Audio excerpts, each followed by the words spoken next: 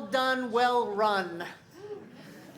So thank you, Jennifer, Alicia, Carey, David, Breezy, Bob, Dee, Ryan, Zooey, and Ron. Thank you, thank you. Great music.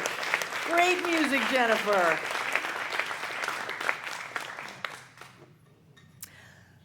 Vigilant in thought. I remember when I first came into this teaching 45 years ago, and it was languaged a little differently back then, and people would say, you must guard your thought. And I went, I don't want to guard my thought. I was 27 years old, and I didn't want to be on guard. I didn't want to watch myself. I didn't want to put that much energy into life, frankly. I just wanted to kind of have everything work out like they said it was going to, and be rich and have a great life and not really have to make any changes to have that. I didn't want to put a lot of effort out into it, but they said you had to guard your thought. And I thought, well, now am I my own enemy that I have to watch out for? And so I didn't guard my thought. I just kept the same stinking thinking that I had thought all along and noticed that not much was changing.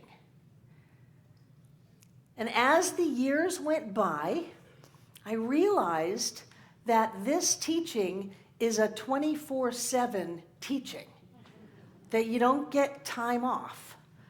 You don't get to take weekends off or have evenings free to go into some anger and some resentment and some victimization and some trauma where you need your issue tissues. You don't get to have that.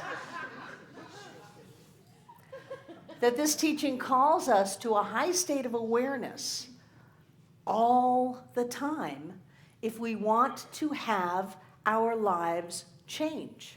If we want to get the benefits of this teaching, which are great, then we have to do what is required to have those come.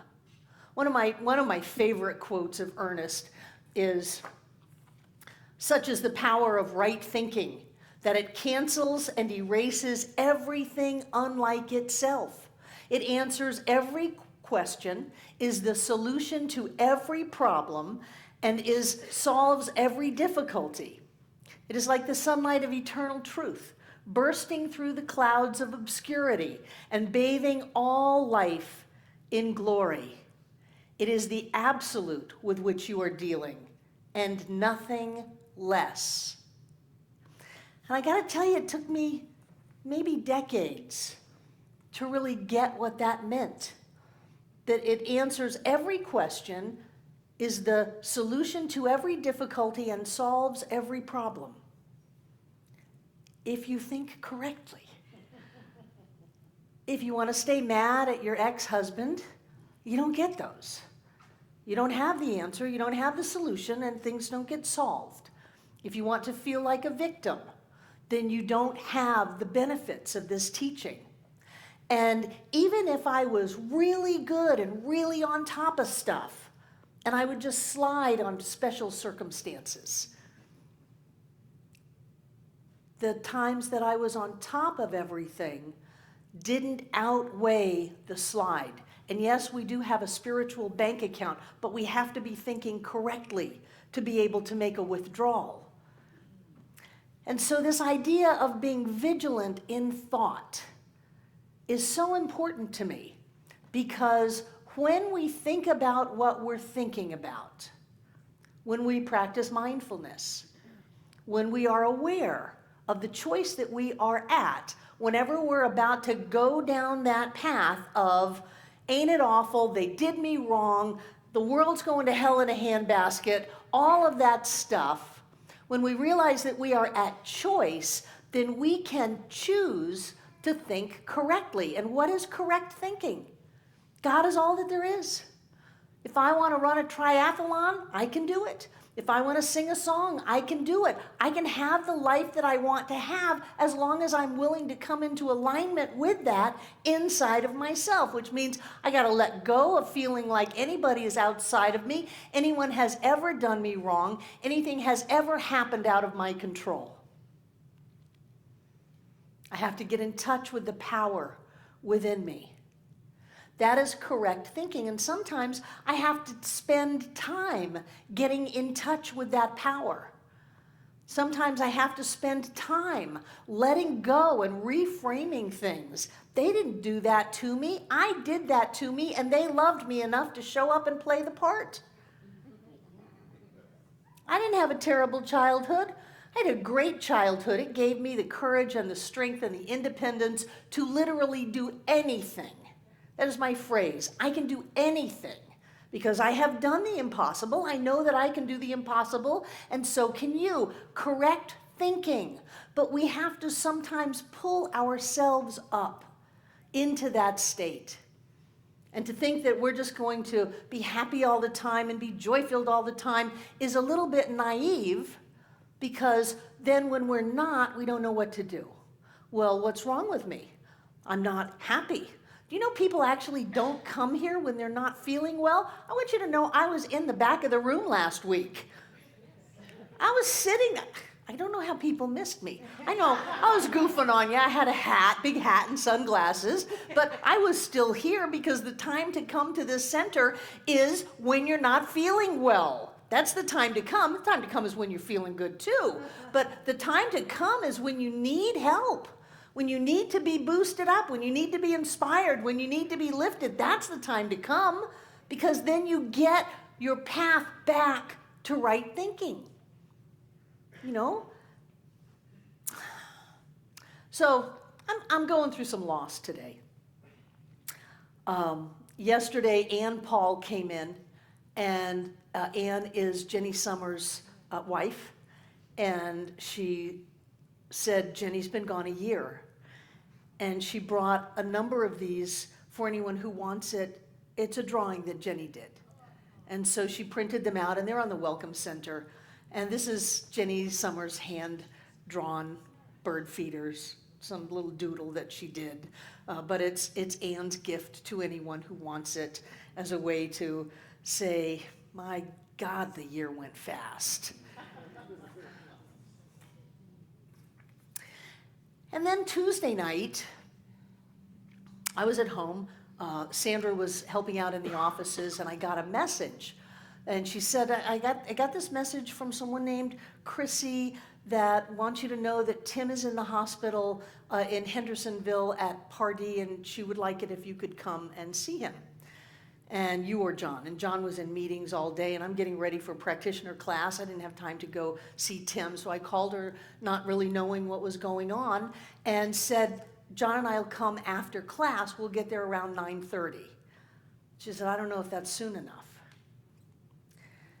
And so what happened was that this wonderful man, sweet soul, big heart, he built the old sign. And it was not lost on me that the same week that he passed, we dismantled the old sign. He's been a student of mine for over 20 years. I've given him everything that I had. He was with us out in the cornfield in the trailer. And yet, even with all of that, he went to such a dark place that he chose to end his experience on this plane. And I've been grappling with that all week. How does one of my students commit suicide? How does someone that I have given everything that I have ever learned, that John has sat in circle with when John had men's circles, and that we've worked with for so long, how do they get to such a place that they choose to end their life? And I'm not sad that he's gone. I know that he's fine. He's absolutely fine. He's out there with Jenny. They're dancing with the angels and goofing on people, and they're having a ball. But that time before, which has to have been so dark and so painful, that he would have made that choice. How does one of my students get there? And the only thing that I could come up with is we must be vigilant. We must be vigilant with our thoughts, so that as soon as we start going down the hole, we reach out and call someone. We have a practitioner. We go back into that state that I am the presence of God. Charlie Shepherd, you're God, act like it. Holy moly, what would happen if we actually did that? If we went around and acted like God. The picnic tables were dirty last night, and Amanda said, oh, I'm going to come early and hose them off. I said, or it could just rain.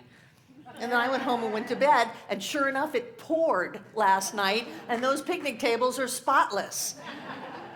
I mean, if we really took the power that we have to live the life that we want to live, instead of taking all of that power and thinking that there are things outside of us that are going to keep us down, take away our good, not let us be who we have come here to be. If we could use that same power to lift ourselves up and to act like we are in our right thinking, then everything would change. So what has come up to me this week as I grapple with this, because one of my biggest identities is that I'm the best teacher in the world.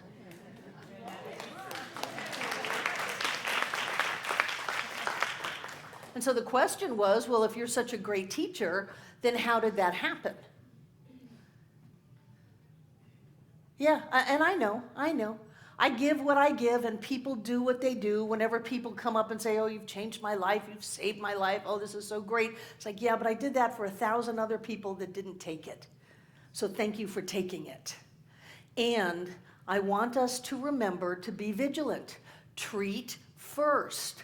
Screw your head on straight before you get up and before you get out of bed in the morning, before you go out of the house, for sure. Make sure that you have set the energy, the intention for your day so that it comes into alignment with where you are and who you are. Don't wait till crisis breaks out before you do something. Oh, the house is on fire. Maybe I should try an affirmation or two. Spend the time. Think about what you think about. And if it's not in alignment with solving every problem in your life, answering every question, if it's not in alignment with that, then think a new thought. That's why we call this the New Thought Movement. We are supposed to think a new thought that is in alignment with how we want to live. And then we step out and live the life of our dreams. So as my students, whom I love dearly, I want to remind us all to be vigilant. Don't turn yourself against yourself, but pay attention. Think about what you're thinking about. Listen to the words that come forth from your mouth. Think about the choices that you're making. Is this really a good idea? Haven't I done this before and it didn't turn out great? So why in the world am I going to do it again? Think about it. If I ever do have a gravestone, that will be my phrase on it. Think about it. And when we think about what we want to think about, we get to live the life that we want to live. And for God's sake, if anyone ever finds themselves in a hole like that, please call me. I don't care what time it is. I don't care where I am. You are never, ever, ever alone. There are 7.5 billion of us on the planet, and they are all really one of us. We are connected. I love you very much, and so it is. Who's here for the very, very first time? Welcome to Center for Spiritual Living Asheville. We got a hand in the back. Thank you. You're here with Tracy, or you just happen to be sitting next to her? Tracy's great. You're here with Catherine. There you go. Welcome to Center for Spiritual Living Asheville. Anybody else? I am so glad that you came, because there is something going on here that changes lives, opens hearts, heals people, and lifts us up. And when we come to a place like this, this happens to be my favorite place, but when we come to a place like this, then our lives get better and better and better.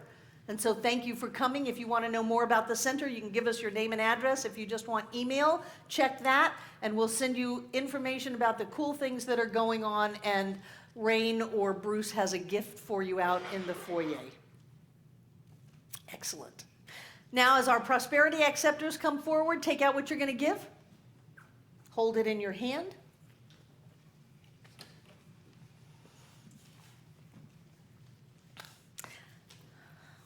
Here we go.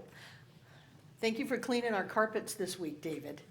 That's David's gift to this center. Every quarter keeps us looking good. And what I like to do is open my hand, put the gift in it, and cover it with the other hand. There's a saying that you only get to keep what you give away.